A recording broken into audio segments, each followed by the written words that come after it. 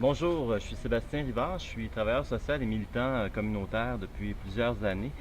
Aujourd'hui, je voudrais vous parler de l'industrie du sondage au Québec et de la nécessité de réglementer cette industrie-là. Au Québec, l'industrie du sondage, comme partout ailleurs dans le monde d'ailleurs, réalise ses études sans souvent demander, sans aucune légifération, sans aucune supervision. Et compte tenu de l'impact politique des résultats de ces sondages-là, nous, on croit au collectif risque qu'il faudrait absolument que le gouvernement mette en place une organisation indépendante qui relèverait de l'Assemblée nationale pour contrôler et surveiller l'industrie du sondage.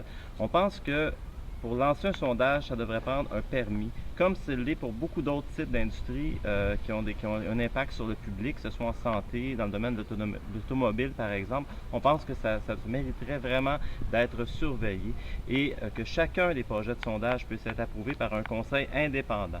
Alors ça, c'est notre première revendication, je pense, qui est très importante et on pense que les gens au Québec devraient pouvoir appuyer cette revendication-là. D'ailleurs, ça se fait déjà dans d'autres pays en Europe, ce type de réglementation-là.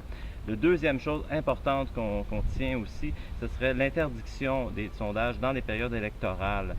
Compte tenu, là, on a parlé souvent là, de l'impact des sondages dans les élections, on pense qu'il faudrait absolument interdire durant toute la période des élections, 30 jours de temps, si c'est 30 jours la campagne, les sondages. On pense que ce serait vraiment un plus pour la démocratie et que ça permettrait d'avoir des débats beaucoup plus sains et d'éviter justement là, de faire que les gens fassent leur vote seulement en fonction de résultats de sondages qui sont parfois biaisés, comme on l'a appris récemment dans la commission Charbonneau.